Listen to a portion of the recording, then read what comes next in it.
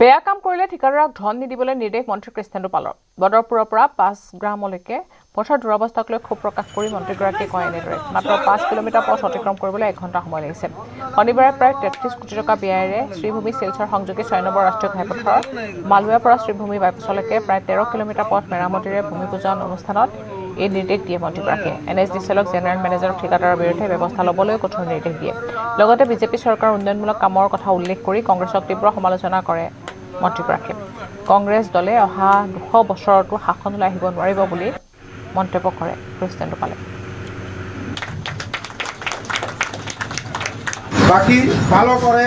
काज करते होवे समझ रहे हैं ना मेरा बात अच्छा करके काम नहीं होगा तो बिल नहीं लेके छुड़ेगा जीएम साहब एकदम सीधा सीधा देखो आपका और एक काम है बदरपुर से 5 ग्राम का जो स्ट्रेस है वो आपका है किसका है जो भी है वो किसका है एक बिल्डर को बुलाइए काल से परसों से काम शुरू कीजिए वो आने में हमको पूरा 1 घंटा लगा ठीक है ना आप लेटर लिखिए उनका कोई बिल में हाथ मत बिल के लिए आएगा बोलिएगा पूरा बराकबेली डिपार्टमेंट का मंत्री ने बोला है कोई ये नहीं दे रहा है जब तक काम नहीं होगा मुख्यमंत्री जी ने बोला है बराक का हर एक रास्ता अच्छा करके बनाना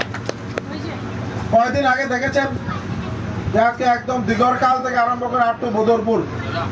এই রাস্তার কাজ শুরু হয় এই स्ट्रेचर पर अप टू सुनाकी चांदकीरा अच्छा करके बनाना है वो मेरा कॉन्स्टिट्यूंसी भी पड़ता है नीलाम बाजार भी देखिएगा नहीं तो हम पूरा फॉलो अप करते हैं নাজিৰা বিধায়ক ময়ূৰ বৰগোহাঁইৰ বিৰুদ্ধে এজাহাৰ দাখিল শিৱসাগৰ থানাত 3খন এজাহাৰ দাখিল কৰিছে দুজন যুৱকৰ লগতে কৃষক মুক্তি সংগ্ৰাম সমিতিয়ে অহিংসা নীতিত এনেও বিশ্বাস নকৰো বুলি অখিল গগৈৰ প্ৰতি এক ভাবুকিমূলক মন্তব্য কৰিছিল ময়ূৰ বৰগোহাঁই বিধায়ক অখিল গগৈক শাৰীৰিক আক্ৰমণৰ ইংগিত বহন কৰা বুলি অভিযোগ তুলি সন্দীপ গগৈ বিশ্বত আছে দাখিল কৰে এজাহাৰ এনেকুৱা ধৰণৰ আপোনালোকে ৰাজনীতিৰ নিকৃষ্ট ৰাজনীতি মানুহক লৈ কৰা বন্ধ কৰক আপোনালোকে দলৰ মাজত ৰাজনীতি কৰক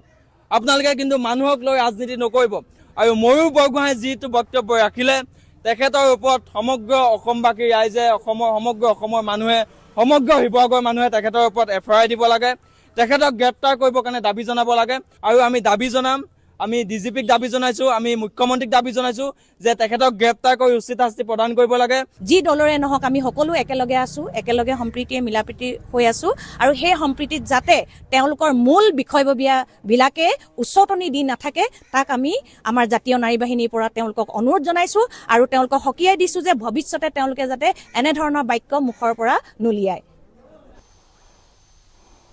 আৰু ইয়াৰ লগে লগে সময় হৈছে এতিয়া পাত্ৰৰ পৰা বিদায় লোৱাৰ নমস্কাৰ